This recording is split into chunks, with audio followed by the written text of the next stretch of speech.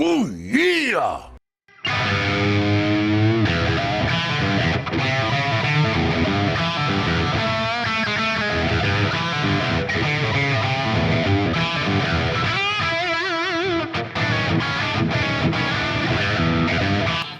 Whatever that's gonna be. I just started playing that riff right before the camera turned on. I was like, alright, well, I guess that's the opening. That might be a song. So what's happening, everybody? Welcome back to another video. Hope you're all doing fantastic out there, rocking and rolling like it's nobody's business. And I thought we would talk about 5 things that might be holding back your playing. And I'm also trying to use this stool, so I don't really know how to sit. I'm kind of like dancing around, happy feet. You know how it goes. But we're going to jump on into this one. Not really tabs for this lesson, but if you want to check out my free guitar course, you can. I'll link that down below. And let's just go ahead and dive into these, and who knows, maybe this will be helpful for someone. Alright, so the first one I figured that we need to talk about is your guitar setup. This is a huge thing that I see a lot of, especially in beginners.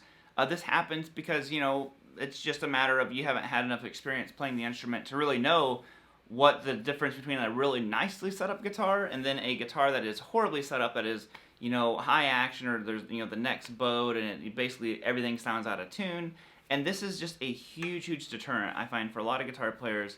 There's been so many times, you know, when I was teaching in person, I would just recommend, I was like, I know it's expensive, you know, it's between 50 and 100 bucks. I was like, but get your guitar set up by like a tech. Just like you're like the guy who worked at the store. I was like, just have him set the guitar up. I'm telling you, it's such a good investment. You will enjoy this guitar so much more, because you get to where you play basic chords and they sound out of tune. And there's nothing more discouraging than, you know, you're like, I'm playing it right. I have all my fingers on the right frets, on the right strings, and you strum the chord and it's even worse when it's not your fault. You know, whenever the guitar is just, you know, the action's so high that you're pushing the strings down, and that's just like almost inevitable. If you like higher action and stuff like that, you really have to, you know, develop the touch to be able to play the strings. I play with kind of higher action. You can't sit there and like try to like kill the strings. You know, if I hold down too tight on these strings, listen to them. A little bit out of tune, but if I kind of release a little bit of that tension and I hold it down a little bit, a little bit better. Of course, I'm playing like the most out of tune chord probably on an electric 6-string, but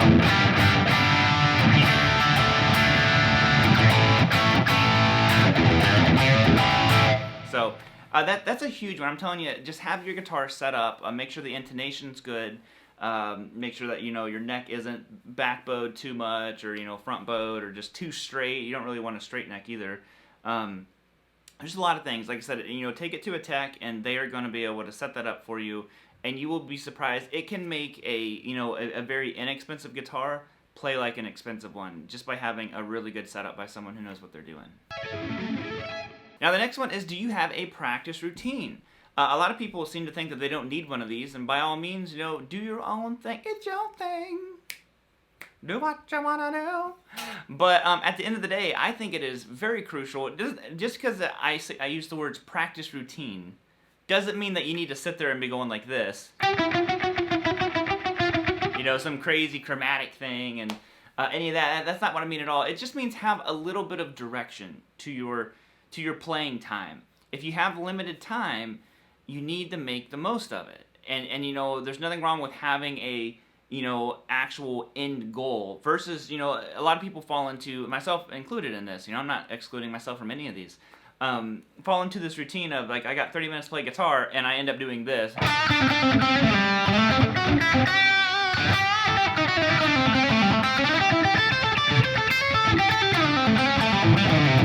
And now, at the end of the day, playing your guitar at all is way better than not playing it. But to me, like, what was the benefit of what I was just doing? Now, the benefit is I'm playing, but I was essentially just cycling through the same stuff that I always do, you know? So I was noodling around. And that's not always the most beneficial. So I can still have time to do that. Set aside some time just to noodle around. There's nothing wrong with it. You just want to make sure that you are incorporating, you know, the other stuff too. So for example, maybe you're working on a solo. You know, I'm working on a Clapton solo right now. And, you know, just sit there, and that can be a good practice routine. You have a goal in mind. You're focused on, you know, breaking something down, learning it. Or maybe it's just kind of like, maybe you do want to work on the speed side of stuff. And make sure you set aside some time, because if you don't actually deliberately practice something, you'll never get better at it. Just because you want to get faster doesn't mean you can, will your way to being faster. It's, it takes a lot of time and practice. So if speed is a really important thing for you, work on licks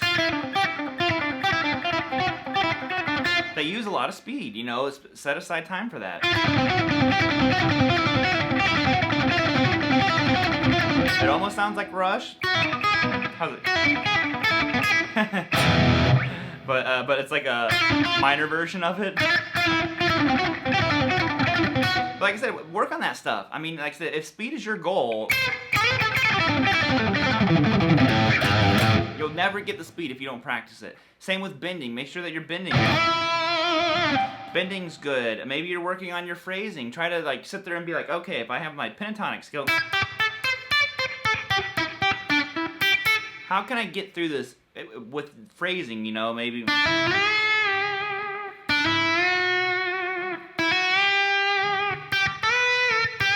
Like I said, I'm just fishing around, like I'm trying different things, but I'm like, okay, I'm using my fingers. Maybe I walk up the scale that way. Boom, there's a new phrase right there. So like I said, just have some direction to it. It really does, you'll benefit greatly from it.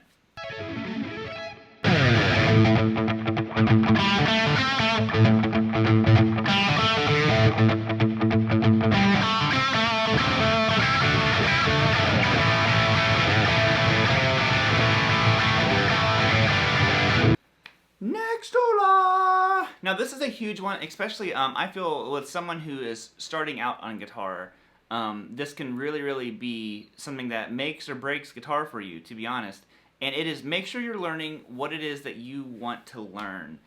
This has always been a huge problem I have with a lot of starter guitar books, and it's not their fault. It's a lot of those songs, you'll learn like Country Mountain Rag, or there's like, it's just like, it's really old songs, and they are, the reason they're in there is because they're public domain. The publishers don't need to pay anything to have these songs in there. So that's why you don't see a lot of beginner books with AC/DC or, Black Sabbath or Led Zeppelin and all those, because it's very expensive to buy the rights to publish, those songs inside of the book.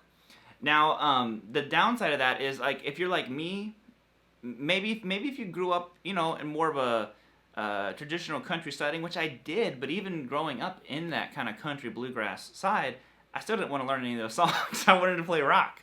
And I find that really demotivates people pretty severely when they're learning stuff that they just have no interest. Like, you have to chase what made you want to play the guitar. The guitar is a hugely discouraging instrument, just like any instrument is in the beginning stages. And you really need to, like, seek out and find all that motivation and inspiration wherever you can. The more the better, especially when you're starting out. And when you're learning something that you just have, like, for one, you've never heard it before, you'll never want to hear it again, you're just learning it because a book is telling you to learn it, that's not going to really resonate with you. So if you're starting out in AC/DC and stuff, like I said, I always recommend someone get in-person guitar lessons if possible. But there's plenty of lessons on YouTube if you're kind of like the, do-it-yourself kind of, player. That's totally fine too. Self-taught is a great thing. But I do recommend, make sure you're learning what you want to learn. Because I'll tell you what, there's no substitute for learning, a bluegrass song whenever you want to be playing, AC/DC. I'm not going to finish that because it'll probably get copyright. But that was probably already too much there. There we go. I thought this one would be a cool one to kind of throw in here because it's actually kind of a hard one to do, because I think we all want to be better than what we are, which is obviously why we're sitting here learning to play the guitar. So what I'm talking about is learning something that is at your level. Now this is another one, kind of like how it's like learning something that you don't want to learn can discourage you. Learning something that's too hard can also discourage you. And this is really where I think a teacher can come into play, because it's a little bit harder to judge yourself on what's too hard. At the end of the day, nothing's too hard. You can spend a lot of time and practice and work and play whatever you want to. But I do think that if you if you're just starting out and you want to learn like Glasgow Kiss, you know, if you're wanting to play Glasgow Kiss or something and you're just starting out on guitar, it's not that you can't play all the right notes. It's just too hard to start off with. You know, you need something that is going to give you that, again, chasing that inspiration, that satisfaction of being able to play something. Maybe play,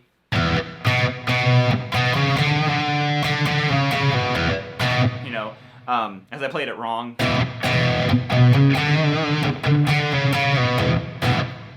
Boom, easy riff. That's going to give you a lot of, you know, really good just, you know, self-motivation, because you can play something, it sounds like music. You want to make sure that you're learning stuff that is at your level. You know, once you get some songs under your fingers, you know, and then as time goes on, you quickly learn kind of like what level you're at. And you're like, oh, that song's a little bit too tough for now. Go back, work on things, you know, other songs, and then kind of like maybe piece away at one song, but just don't dedicate yourself completely to one song and spend, you know, an entire year working on one song and learning nothing else. Because what happens with a lot of people is they end up hating the song because they've heard it so many times.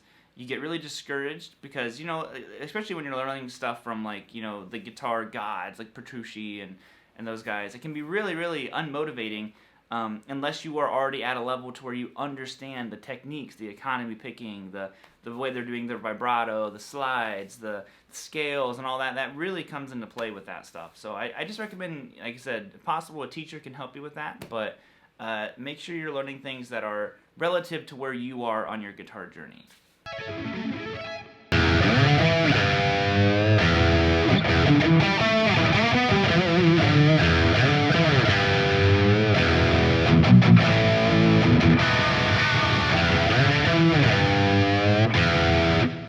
And the one I thought I would leave you guys off with is make sure that you are making time. You know, we're all maxed out on time for our daily schedules. This is one of the big reasons why I always hated when someone would quit taking lessons. Like I said, I don't teach anymore, but when I was teaching lessons, when someone really showed promise and they would be like, you know, I'm gonna have to take the summer off because I just have a lot going on, I'd always be like, they'll never be back. And I would say like 95% of the people who took time off never came back. You know, and I would have people who, you know, would take lessons for a year and then, but, you know, I'm gonna take the summer off. I'll be back in the fall. I can only think of a handful of people who actually came back.